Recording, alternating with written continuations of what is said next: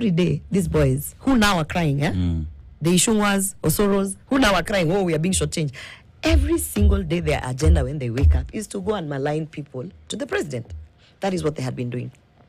So by the time I was catching wind of it, it was too far. It was too far gone. Like, you've already been painted the person who fights, who does. But really, if you think about it, when you think about what was happening is, this person is trying to prove that she can work. And these people are trying to prove that she needs to get out of this space, because if she actually works, who knows how far she will go with these things. And so, to answer your question, I did not offend anyone. I did not... I might have stepped on a few toes here and there. I'm very outspoken. It brushes some people wrong. And the most important thing you must remember, I refuse to be indoctrinated into that cult of this parliament. And I said, and I've said it even on the floor, you will not break my spirit. My spirit will not, because once they break your spirit, you're done. And I used to tell my colleagues, yani umefanyikiwa hivi kidogo, umeenda umezima, you don't submit everything, umekasirikia committee. I said, you'll never break my spirit. Every time you push, I'm going to push back. That's what I want to tell Kenyans. You know, I get a bit demotivated. Yesterday when the ruling came out, and if you go online, you see certain people saying, what is she fighting for? Nominated unafaa unyamaze uweke kichwa chini. Wale wamenyamaza wameka kichwa chini. You guys are still bashing them. Saying, why are you not speaking for the women? Why are you not doing your job? Huyu mmoja mwenye ameongea, mnamwambia nyamaza weka kichwa chini. Then forget that.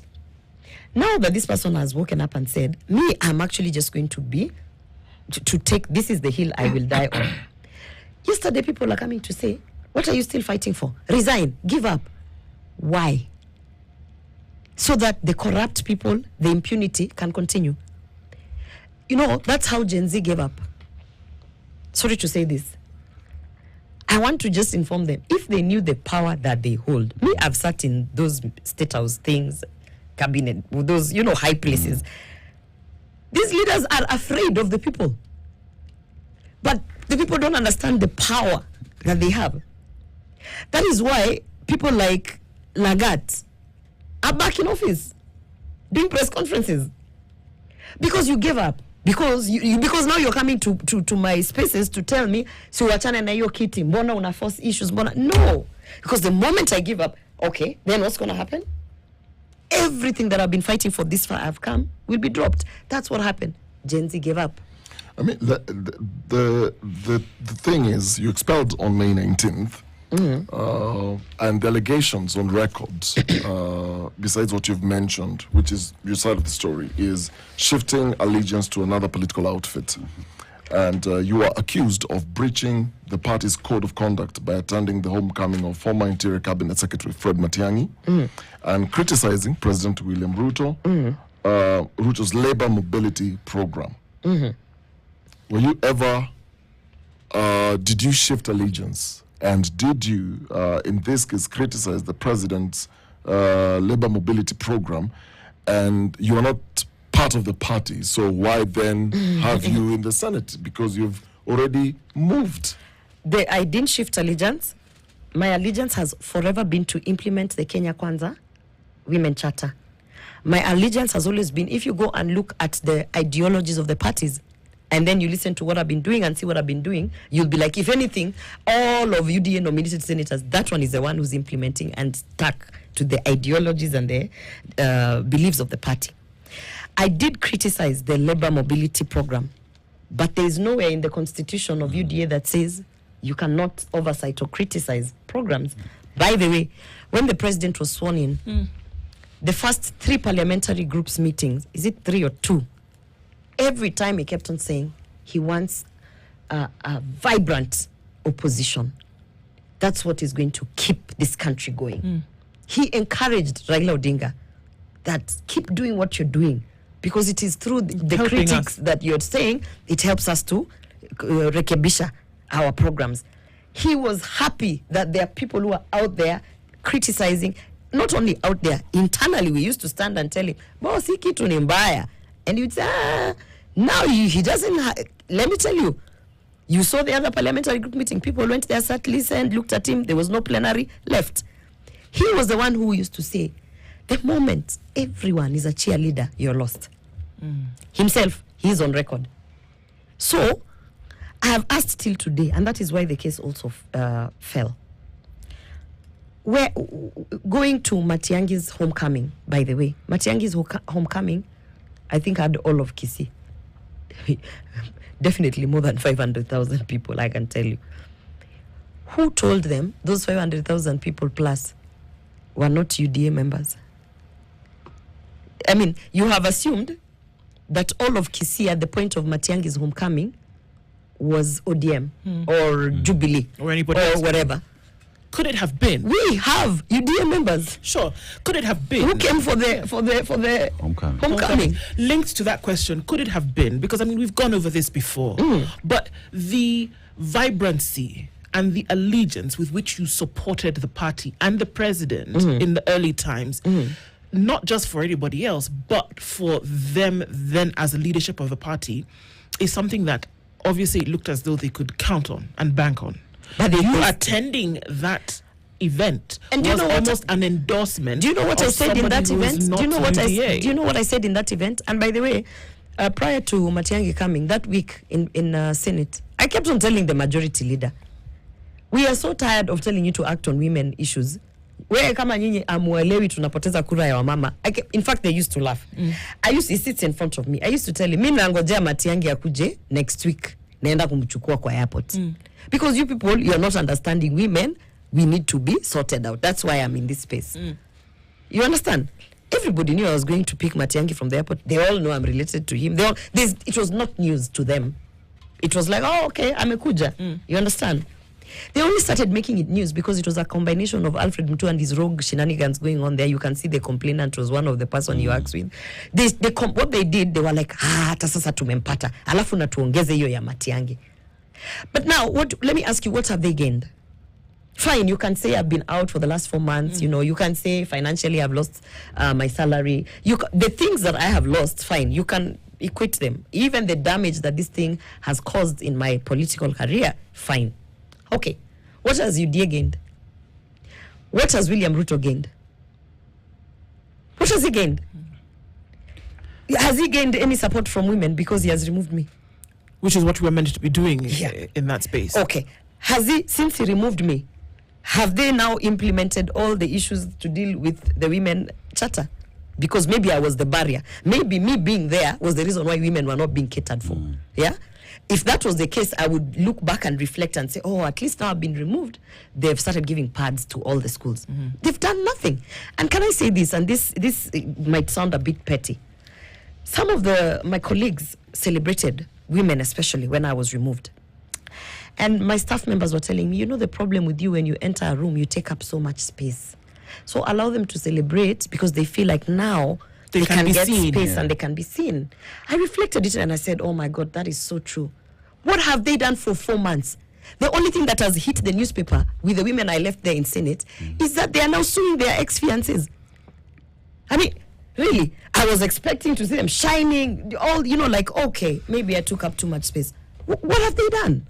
I mean, when you talk about... And that's not to everyone. I'm not casting aspersions, but I'm like, for those who are celebrating because they felt I took space, now that I have been gone for 4 months, that's so much space. You know, in Senate, there are times when we are so few members in the chambers that the sitting speaker calls you and tells you, by the way, you must contribute bring something to this forward. motion, otherwise tutafunga nyumba, because there's no one. So we must, like, you can't. It's not like National Assembly where there are like 300 people and you can never speak, because in Senate you can speak in fact, if you go, I speak every day. As long as I've logged in my card, I've spoken. Okay. Yeah. So I'm looking at one of the allegations, your dalliance with Matiang'i. But then again, if you just step back and look at what UDA is doing today, they are in government, broad-based government, with the people that oppose them the most at the time. So if you look at what UDA and broad-based government is doing and what it is that they allege you did with Matiang'i, do they have any ground to dismiss you on that? Even just on that basis, it is like it's such a paradox. It's such a paradox. If we're going to go by being seen with another party, we have removed our cabinet secretaries and replaced them with another party. We have done now even a joint parliamentary group meeting. I mean, it can't get any worse than it is if it's in terms of allegiances. It really can't. All right. Yeah. Let's look at this ruling that came out yesterday. So obviously we saw that there was a swearing in of a nominated senator, essentially, that was going to replace that position for you. Or rather by you, not for you. Then soon after that, there was a ruling that came from the court. What did this ruling say? It basically quashes any decision or action that came after UDA declared that it had expelled me. So it makes the Gazette notice null and void for the speaker, the one that says my seat is vacant.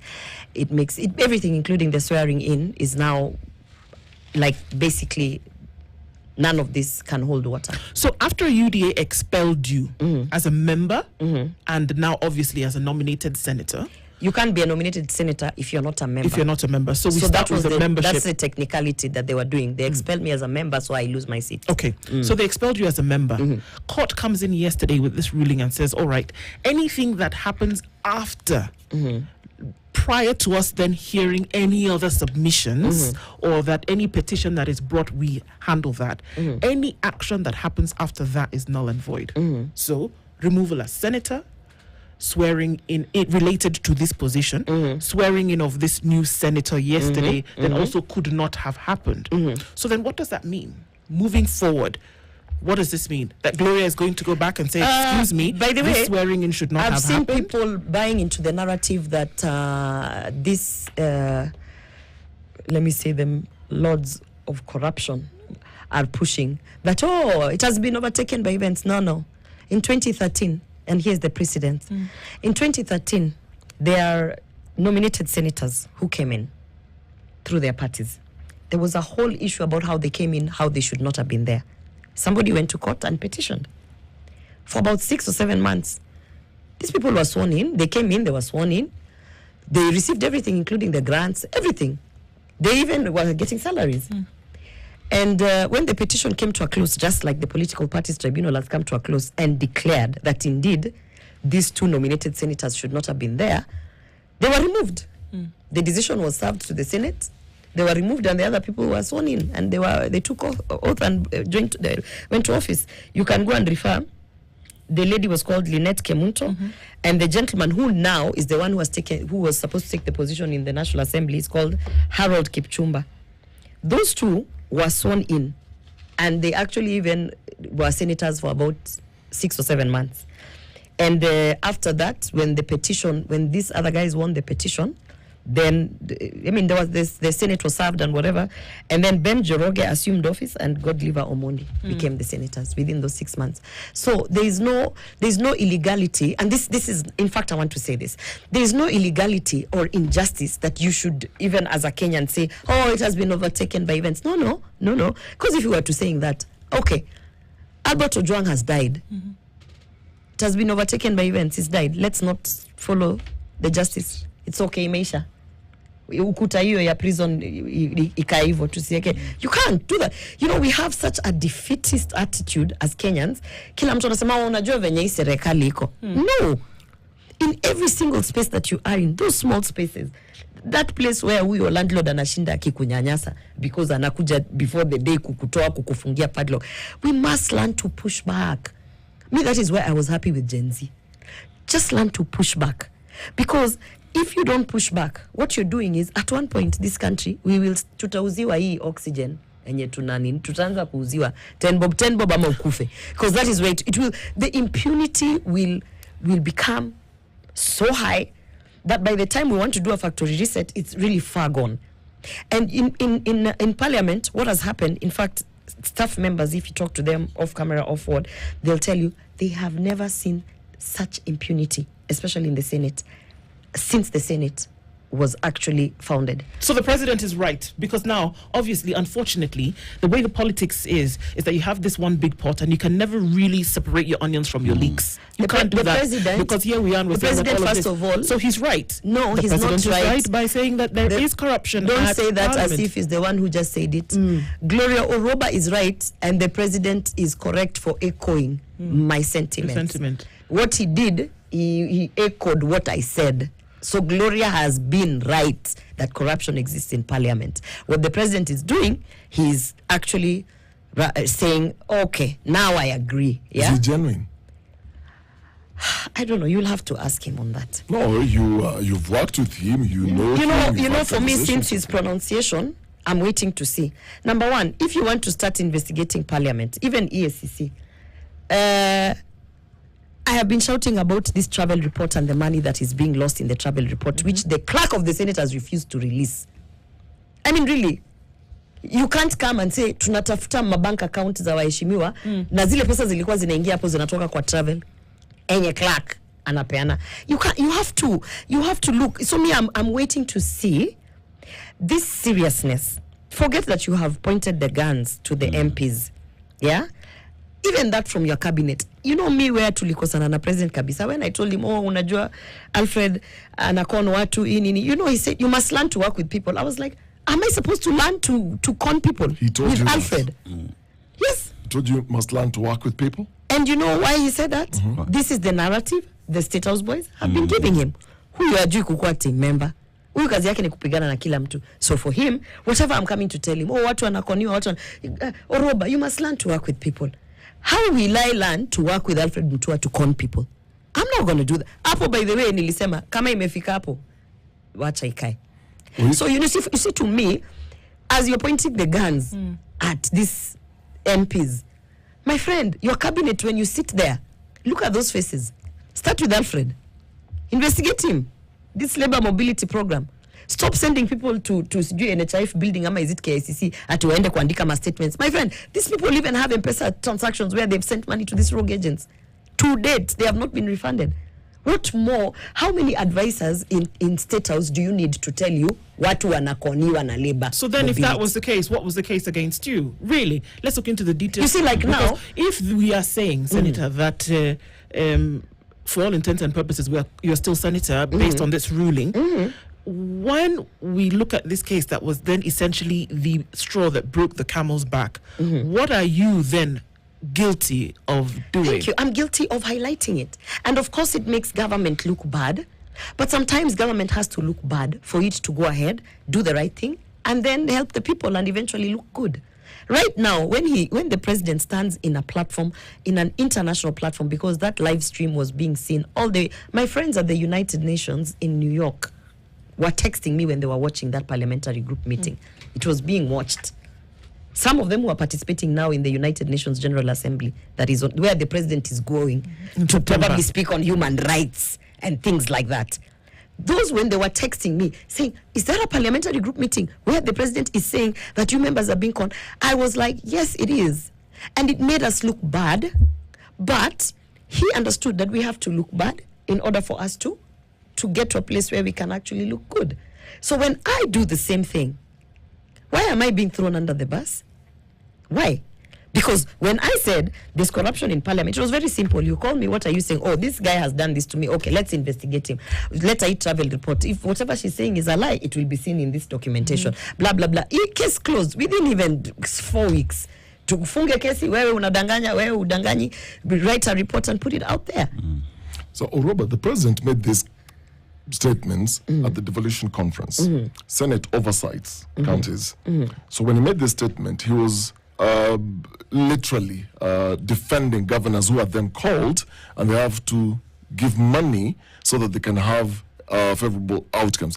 Is this something that you saw in the Senate? Did you ever see instances where money is demanded or money is changing hands? No, I didn't. But again, I keep telling people I'm the wrong person to benchmark with. Because you see, I've already been branded as a loudmouth, a person who speaks and is not afraid.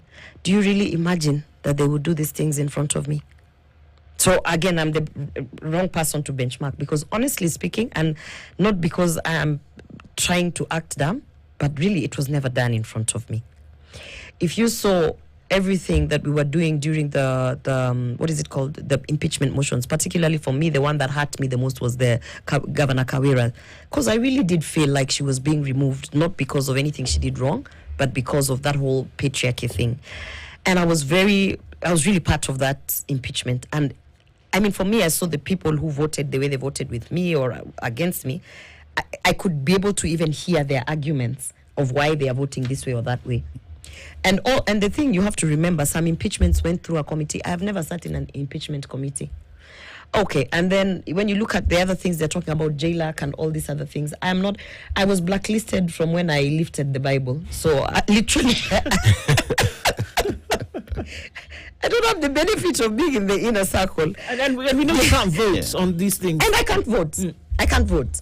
Yeah. So for me, I feel like I've missed out on a lot of ins that I could have probably been testifying, maybe by design, maybe by whatever. And also another thing I keep telling people is there has been a lot of, I have worked in different places and I have even managed a group of 50 to 75-year-old white senior male. So I have, my character also is that I go to work and I leave work and I go home. I have never been at the gym in the Senate. I have never been to the spa in the Senate. I have never been to the bar in the Senate. So I don't socialize. You know, most of these things also you would probably engage when you socialize. Not that I don't have friends, it's just that I really don't like mixing my social life with my work life. So I feel like, for me, the corruption I can talk about is the ones I've highlighted. I believe the president is referring to something that he's aware of. Again, he said he's a consumer of raw intelligence.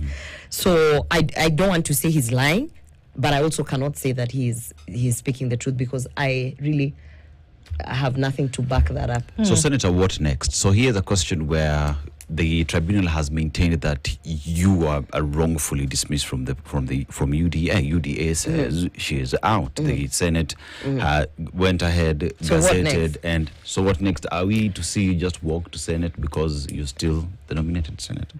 Well, unless anything changes, I am going to Senate, and I am the nominated senator. I know that she might also, believe that she is. That's good for her. Everyone to each their own, chart your path. What is next for me is people are asking me, why are you fighting to be in a party that does not want you or that you don't believe in? It's not about the party. It's you have to fight to make sure that we stop the impunity, the injustices, and the unconstitutional behavior that we're seeing left, right, and center. This is an issue of, what do you call it? This is about the fundamental basis of having a country that works. It's not my seat. It's not, I am saying, we voted for you, Mr. President. We can't wake up today and remove you. We also have to remove you legally, either through the ballot, through an impeachment, through what? When you sat down and wrote your nomination list, you did see that indeed I am worthy to be nominated. And people say he gave you. He never gave me this position. I worked my ass off for this position. I got arrested many times and detained by the government that was there. I slept in many times by virtue of being associated with Ruto. I used to come to studio. I earned this position just as Ruto earned his position because he sold an agenda, he campaigned, he did all the right things to win. I worked my ass off for this position. Nobody gave it to me. And I want to conclude by saying, when we go into this affirmative action thing, by the idea, ukipewa eka kichwa chini. So where is the affirmative action in it? Yeah? I know, and that's the difference between me and many. I was not given a position. I earned it. I worked for it. If it was like a race, I ran and I won. Did it help that he endorsed you in any way? I worked for this position. That's it. That's what you need to know. And when he sat down and looked at all the people who worked for him, he said, who worked the hardest, who worked the smartest, and who took the hits the most. I worked the hardest, I worked the smartest, and I took the hits for him. And I made sure that women charter, the women out here, that's why the women are crucifying me for it. I sold that thing. So he didn't give me this nomination. He basically said, you worked your way here, and here is your reward. So how do you come back and say, I'm taking back your reward? You can't. The only thing you can say is, you don't want this job anymore? Okay. But I haven't said I don't want this job anymore. So that tokenism is the reason why since the 11th Parliament to date, we have had 60 women, 60 nominated, 60. Of those 69 have been elected. Can you imagine? The resources that we put in to say it is an affirmative action. What affirmative action is there when you nominate a woman and then you tell her, shut your mouth? You only say what I want you to say. You only do what I want you to do. How will they get elected? How will they make the people believe that they're pushing the agenda of the people? So Gloria, and you know, of the 9 who got elected, among them is Beatrice Elachi. Did you see all the drama that happened to her before she got elected? And all the things that she had to go, the persecution and whatnot. Cecily Mbarire, who defied her own party because she had to stand up and speak for the people, got elected. You understand? Then you have the likes of the deputy speaker in the National Assembly. She went against her party. They even tried to discipline her. She was in court 5 years of her nomination, and then she went and got elected. She's called Wangari. If you go all the 9 like this, count each for each. Denita Gatti, when she realized, no, Denita didn't pass away. I'm sorry about that. It's the other lady here. Denita Gatti, when she realized that there's so much patriarchy and everything, but because she still really wanted to be elected, she went and vied for an MCA seat. Who comes from Senate, then goes to, because she knew she was charting her path. If you look at the stories of the 9 women who got elected, none of it is shut up, put your head down. They were persecuted. They went through disciplinaries. They had to defy some of the things that were going wrong. They worked 3 times as hard to get elected. So when you tell me, put your head down, you've told me your political career is over. Look for another You're being nomination. persecuted from within. Do you still believe, this is my last question, do you still believe in the UDA party? Yes, I do. You see, the party and its ideologies separate it from the rogue individuals. Hassan Omar is not the party. He's not the party. That man is not the party. He is a man who is the Secretary General of the party. But you cannot equate the whole United Democratic Alliance with all its members to Hassan Omar. He's not the party. He's not the party. Yeah. So you separate the individuals who make the party look bad and go back and read what the party, the ideologies and the fundamentals of what it was selling. And yes, if you ask me that, yeah, I do And believe in it. if you're to go for an elective position, you will go under the UDA party?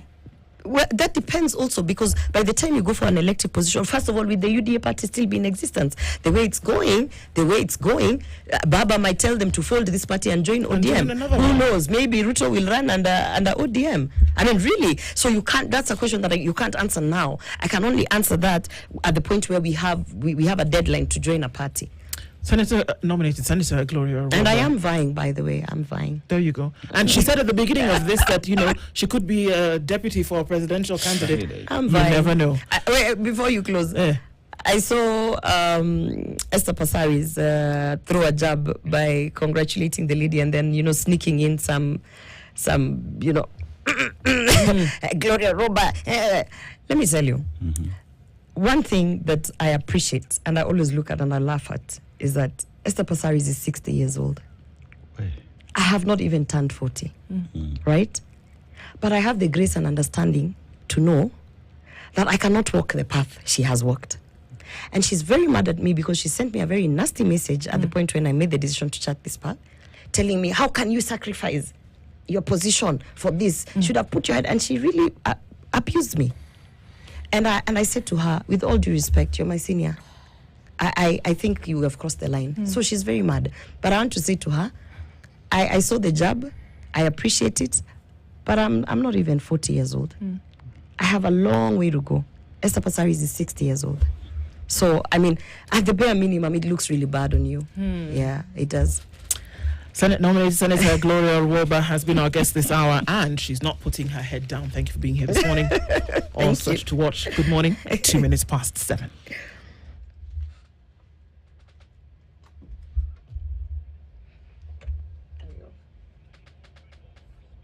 Way to start your day.